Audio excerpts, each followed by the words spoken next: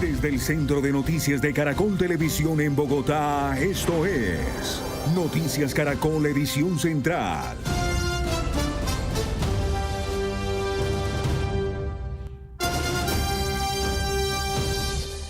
Buenas noches y bienvenidos a la edición central de Noticias Caracol. La JEP emitió su primera condena contra la extinta guerrilla de las FARC. Sentenció a 8 años de pena restaurativa a los 7 miembros del secretariado por su responsabilidad en más de 4.300 secuestros. Catalina Vargas nos amplía. La Jurisdicción Especial para la Paz dio a conocer la primera sentencia a 8 años de trabajos, obras y actividades contra 7 exintegrantes del antiguo secretariado de las FARC. Estamos hablando de Rodrigo Londoño Echeverry, conocido durante el conflicto armado con el alias de Timochenko o Timoleón Jiménez. Actualmente se desempeña como presidente del Partido Comunes. Pablo Catatumbo Torres Victoria, excomandante de varios frentes de la antigua guerrilla en el Valle del Cauca y Chocó. En este momento ocupa una curul en el Senado. Pastor Lisandro Alape o Pastor Alape, integrante también del Partido Comunes. Milton de Jesús Toncel Redondo, conocido con el alias de Joaquín Gómez. Jaime Alberto Parra, en el conflicto era llamado alias El Médico o Mauricio Jaramillo. Julián Gallo o también Carlos Antonio Lozada, actualmente senador del Partido Comunes. Y finalmente Rodrigo Granda, también llamado Ricardo Telles o el canciller de las FARC. Esa sentencia se impone al hallar los responsables de los siguientes crímenes de guerra y también delitos de lesa humanidad: toma de rehenes, homicidios, tortura, tratos crueles, atentados contra la dignidad personal, violencia sexual, desplazamiento forzado, esclavitud y actos inhumanos. Esto cometidos todo bajo su mando y perpetrados contra 4.325 víctimas formalmente acreditadas ante la JEP en medio de un universo de más de 21.000 víctimas identificadas en los casos de secuestro. Nunca más el secuestro como medio de guerra. A la lectura de la sentencia no asistieron los 7 exmiembros de las FARC acusados, ni las víctimas, solo los representantes de la JEP y la prensa. La sentencia impuso la máxima pena permitida por el acuerdo de paz, 8 años, en lo que ninguno de ellos estará en la cárcel, sino realizando acciones restaurativas y de reparación a cambio de reconocer los secuestros y los tratos a los que sometieron a sus víctimas. Atendiendo su reconocimiento, su responsabilidad, su aporte de verdad exhaustivo y detallado para develar patrones y políticas, pero teniendo en cuenta la gravedad de los crímenes y la máxima responsabilidad que ostentaban en esa organización. Delitos que el magistrado encargado de este macrocaso número 1 enumeró así. Entre la más representativa están las perversas pescas milagrosas, que consistían en detener vehículos en vías y secuestrar a sus ocupantes. Los secuestros planificados con estudio previo de víctimas, basados en inteligencia financiera, colaboración con bandas delincuenciales, incluso de aparatos estatales. Los secuestros vinculados a extorsión, pago de cuotas, incluyendo exigencias de pago por entrega de cadáveres. Los secuestros políticos, urbanos, laborales y ganaderos. La decisión no solo reveló el tiempo de la sentencia, sino también las sanciones que tendrán que cumplir los exintegrantes del secretariado de las FARC. Se ordenó la intervención del cementerio de Palmira, por ejemplo, como un acto de dignificación de las víctimas enterradas allí como personas no identificadas. Esta acción busca articular esfuerzos institucionales para avanzar en la recuperación de la memoria, la identificación de cuerpos, la entrega digna a familiares. De igual manera, la sentencia priorizó la realización de actos restaurativos como relatos dignificantes concebidos como espacios simbólicos de memoria, de reconocimiento a las víctimas del secuestro y desaparición forzada. Estos actos, que tendrán como puntos de inicio las ciudades de Cali y Neiva, buscan visibilizar la voz de las víctimas. En la sanción, la JEP evidenció el patrón criminal al que acudieron las FARC para perpetrar los secuestros. Más allá de toda duda razonable, que por más de 2 décadas la antigua guerrilla de las FARC implementó de manera masiva, sistemática, el secuestro como una política de guerra. Se documentaron 3 patrones principales: privar de la libertad a civiles para obtener recursos económicos mediante el pago de rescates. Segundo, retener a miembros de la fuerza pública y a líderes políticos con el propósito de forzar canjes de prisioneros y buscar un reconocimiento político. Y tercero, utilizar el secuestro como instrumento de control social y territorial en diferentes regiones del país. Ahora los exintegrantes del secretariado de las FARC sentenciados por la JEP tienen 3 días para apelar la decisión. Al finalizar la lectura de la sentencia, en un comunicado, los 7 exmiembros del secretariado de las FARC le pidieron perdón a sus víctimas. Reconocieron que el daño causado no tiene reparación y anunciaron que una vez se produzca la notificación formal de la sentencia, se pronunciarán de fondo. También se comprometieron al cumplimiento de las acciones restaurativas. Para los civiles y exmilitares que permanecieron años encadenados por las extintas FARC, el fallo de la JEP es una burla que no repara a las víctimas del secuestro. Aseguran que la sentencia es indignante y decepcionante. El general en retiro Luis Mendieta fue secuestrado el 1 de noviembre de 1998 por las FARC durante la toma de Mitú. Estuvo casi 12 años en cautiverio y hoy manifiesta que la primera decisión de la JEP contra el exsecretariado está completamente apartada de las solicitudes que presentaron las víctimas durante las audiencias. Muchas de las víctimas que solicitaban que se les devolviera a sus seres queridos que todavía no se ubican, de secuestrados, desaparecidos, que pudiesen volver a sus tierras, porque no han podido, porque quedaron las disidencias y esas víctimas no pueden ir a sus territorios. Para quienes permanecieron por años sometidos a abusos, tortura y cautiverio, no son suficientes las labores restaurativas. Aseguran que nada está relacionado con la reparación de las familias y sus proyectos de vida. Para Clara Rojas, quien ejercía como jefe de debate de la entonces precandidata presidencial Ingrid Betancourt, cuando fueron secuestradas, la verdad y reparación nunca llegaron por parte de quienes firmaron el acuerdo. Entonces me parece que ahí los magistrados, pues con todo el respeto que les tengo, pues fallaron, porque no, el objeto de la pena sí tiene que ser resarcir a la víctima. Por lo menos de esta restricción de libertades que tienen, sí les daba margen para que la sanción fuera superior, ¿sí? Pensemos entre 15 y 18 años, porque es que la magnitud de los hechos son tan graves. El conflicto arrasó con miles de familias que, lejos del ojo mediático o político, tuvieron que vivir el horror de una guerra que no les dejó opción. El caso de los esposos Angulo, secuestrados en el año 2000, es muestra de que las pistas aún son buscadas por sus familiares. Mira,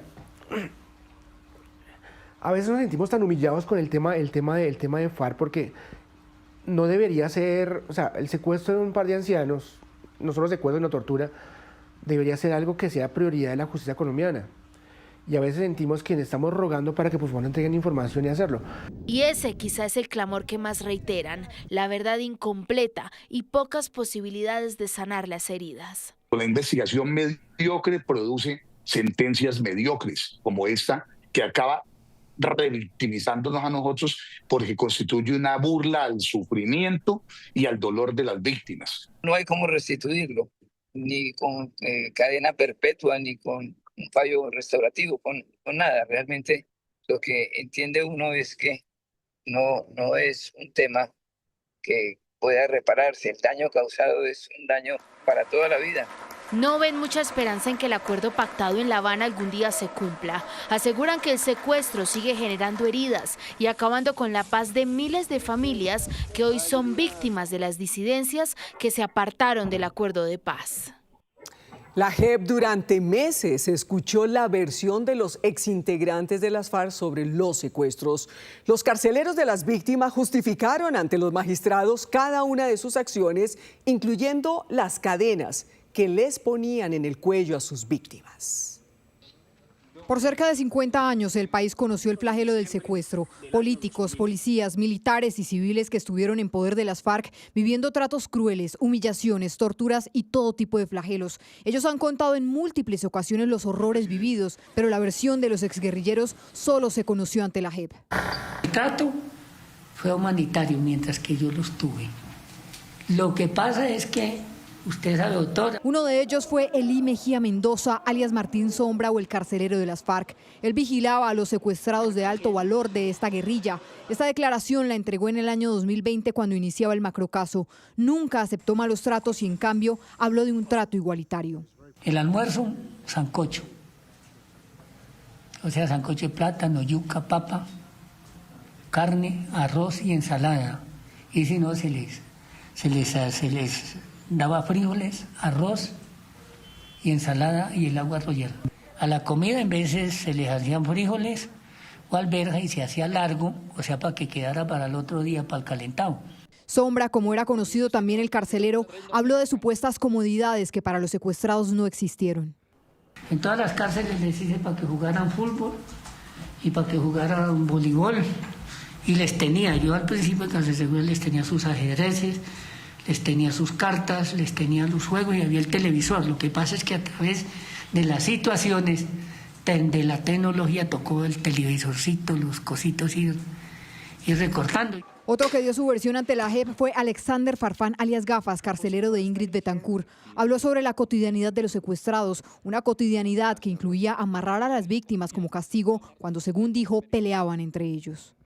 Uno de esos castigos era, usted queda en aquella esquina amarrado con una cadena en su cama, en su caleta normal, ahí él puede salir alrededor, pero está en su cama, y el otro en la otra esquina también, ni hasta que se pongan de acuerdo y digan, no, vea, comandante Enrique, bueno, a mí me decían Enrique, sabemos de que nos quedó mal y no lo volvemos a hacer, no volvemos a pelear. De los capítulos más dolorosos conocidos a hoy sobre los secuestros de las FARC fue el de Ingrid Betancourt, Clara Rojas y el nacimiento de Manuel, hijo de Clara en pleno cautiverio. Jaime Alberto Parra, alias el médico, quien también compareció ante la JEP, habló de este caso y dijo que el parto fue atendido por un aprendiz. Lo que el muchacho relata es que es un parto que se viene, que está como retardado.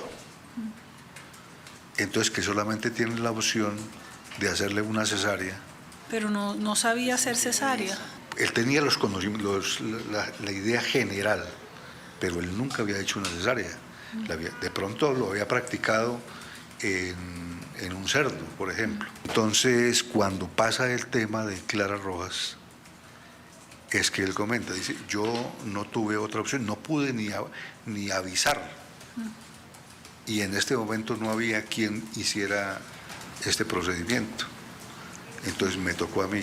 Estas versiones, al igual que la de muchos otros exguerrilleros, jamás fueron un bálsamo para las víctimas, jamás entregaron reparación y mucho menos una no repetición, según lo relataron las mismas víctimas en los múltiples escritos y declaraciones que dieron a la JEP respondiendo a estas versiones.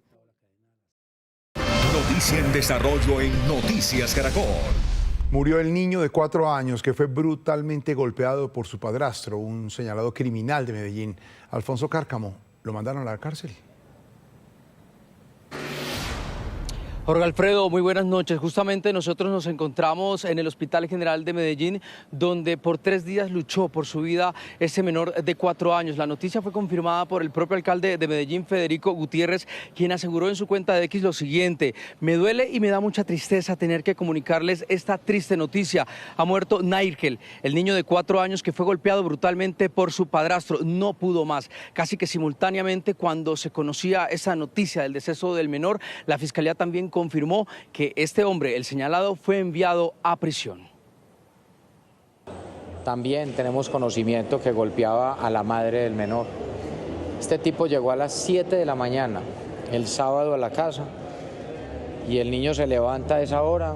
Él le dice que se tiene que dormir. El niño, por supuesto, se levanta a jugar y este tipo lo golpea brutalmente. Según el alcalde de Medellín, el padrastro de este menor y posible responsable de este asesinato es conocido en el mundo criminal como alias Lámpara y pertenecería al grupo delincuencial Los Mondongueros. Y para despedirme, este dato final, dice la alcaldía de Medellín que cada mes entran a los hospitales de Medellín cerca de 30 niños con signos de violencia y signos de violencia sexual. Lo último en Noticias Caracol. Mucha atención, un fuerte vendaval causó estragos en Barranquilla y varios municipios de Atlántico. Margarita Ariza, ¿qué reportan las autoridades? Hola Malú y televidentes, muy buenas noches. A esta hora el director de la Defensa Civil en el Atlántico nos reporta que personal de esta entidad se encuentra haciendo un barrido por diferentes municipios, entre estos Galapa, Soledad, Malambo, Manatí y Repelón, donde se reportan daños a raíz de un fuerte vendaval, igualmente las fuertes lluvias que han azotado este departamento en las últimas horas. Aquí en Barranquilla, un vendaval causó pánico en una urbanización, la urbanización Puerta Dorada, donde ocasionó la voladura de techos, igualmente la caída de árboles, de rejas en tres urbanizaciones. También en el municipio de Malambo se reporta la caída de árboles cerca a un colegio y también ocasionó la voladura de techos en esta entidad. Las autoridades no reportan hasta el momento personas lesionadas, pero sí múltiples daños.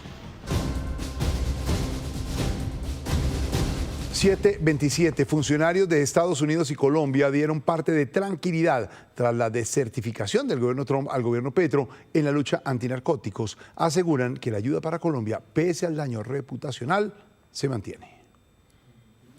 Junto a Afganistán, Bolivia, Myanmar y Venezuela, Colombia fue desertificada por tercera vez en su historia por decisión del presidente Trump, argumentando que el gobierno Petro falló demostrablemente en cumplir con sus compromisos en la lucha antinarcóticos. Pero hizo una salvedad para nada menor.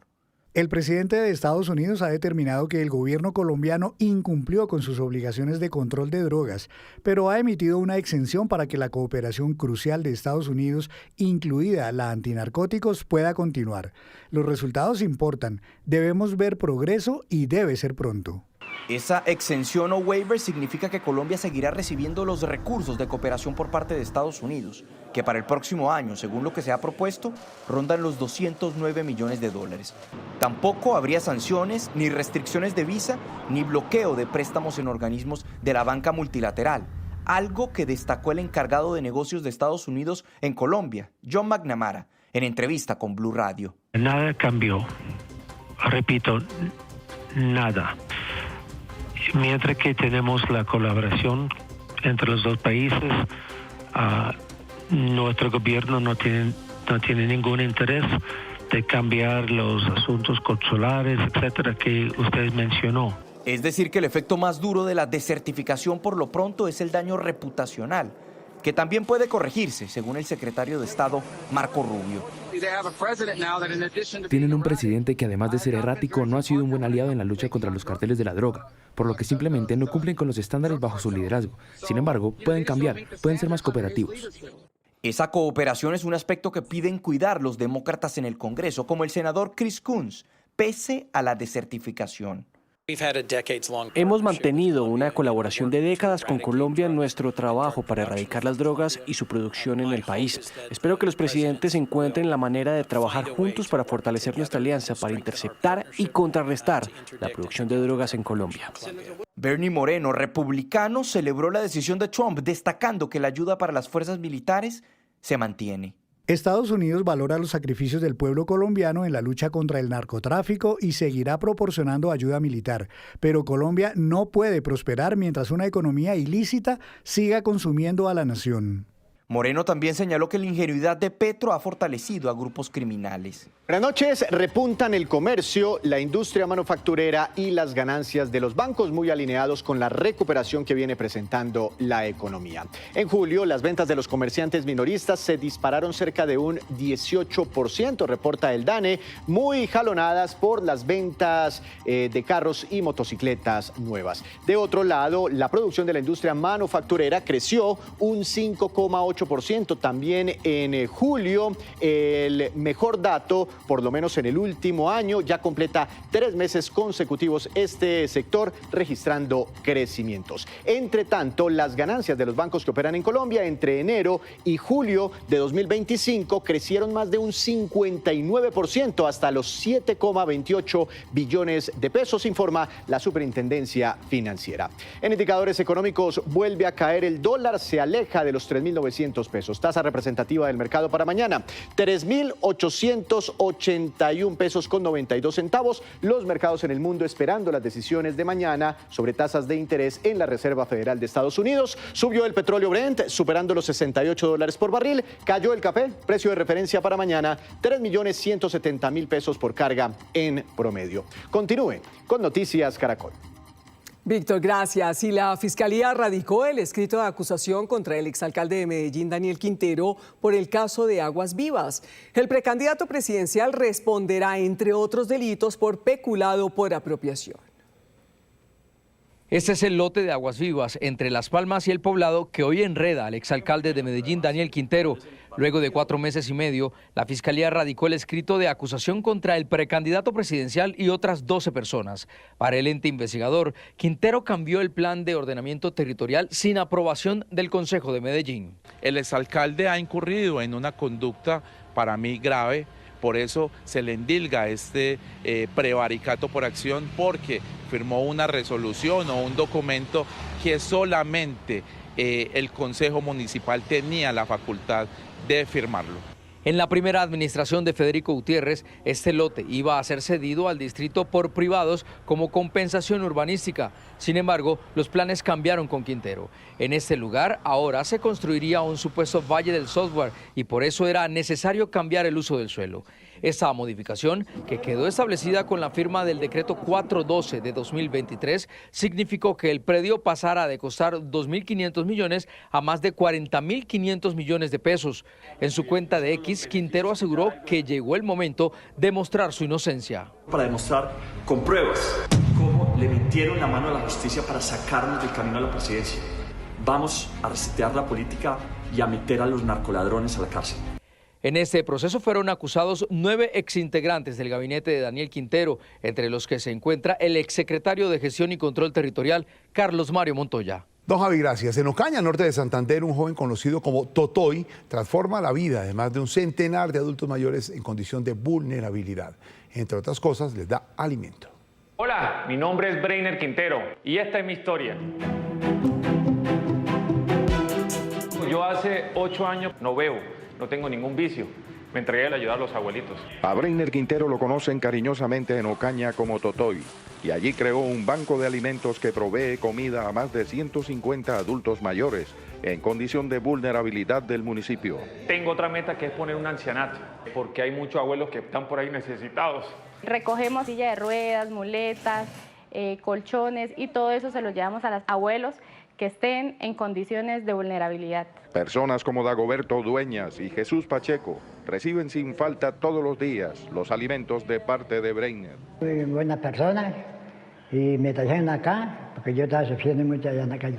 Por contribuir con la atención a los adultos mayores, Breiner Quintero es un colombiano que hace historia. Titanes Caracol, hacer el bien marca la diferencia. La segunda nominada en la categoría de inclusión es Jacqueline Ladeut Erazo, una mujer que con su fundación Manantiales de Luz abrió un espacio para proteger a mujeres víctimas de violencia y abandono.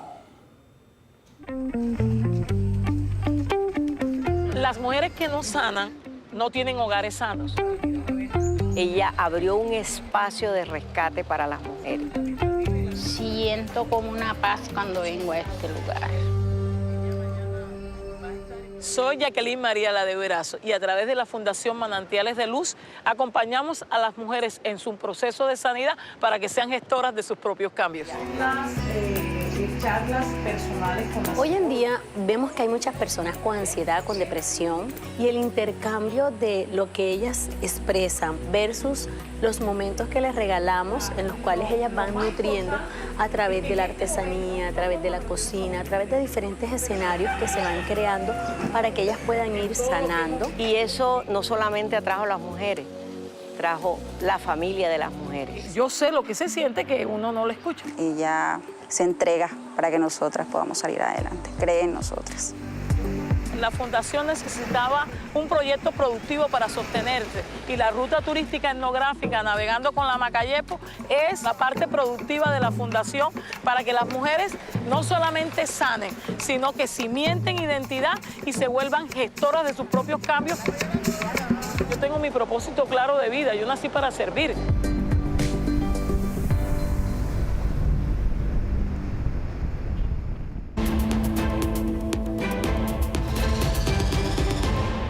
Hola, en Noticias del Mundo, Israel lanzó su anunciada ofensiva sobre la ciudad de Gaza. Su objetivo, 3.000 militantes de Hamás y la infraestructura con la que operan.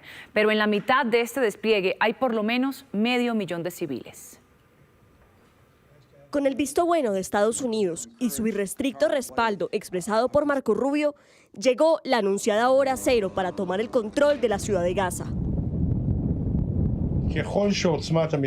Cuanto mayor sea la intensidad del ataque aquí, más directamente derrotará a Hamás. El ministro de Defensa aseguró que Gaza arde y que ya no hay vuelta atrás hasta liberar sus rehenes y acabar con Hamás. A pesar de las múltiples advertencias a los habitantes para que evacuaran, se estima que por lo menos 500.000 gazatíes no lo hicieron. Por falta de recursos, por falta de energías y sobre todo, por falta de esperanza en que estén donde estén, lograrán salvar sus vidas. Imágenes compartidas por Israel muestran el nivel de destrucción en la ciudad, ahora convertida en zona de combate. La gente busca a sus familiares entre los escombros, que son la huella de la barbarie. Algunos duermen en las afueras del hospital. Otros huyen a última hora hacia el sur, con las pocas fuerzas que les quedan. Por la noche bombardearon un barrio entero. Son niños, ancianos y mujeres. Están bajo los escombros. Una comisión de la ONU culpó a Israel de cometer genocidio. Y la responsabilidad recae en el Estado de Israel. Identificamos a 3 personas en este informe: el primer ministro Netanyahu, el exministro de Defensa y el presidente de Israel. En la distancia, Donald Trump advirtió a Hamás que si usa a los rehenes como escudos humanos, habrá serios problemas y lo tendrán que pagar. Tyler Robinson, el señalado de asesinar al activista conservador Charlie Kirk hace una semana en Estados Unidos, fue acusado de homicidio agravado y de otros 6 cargos. La Fiscalía de Utah pidió pena de muerte.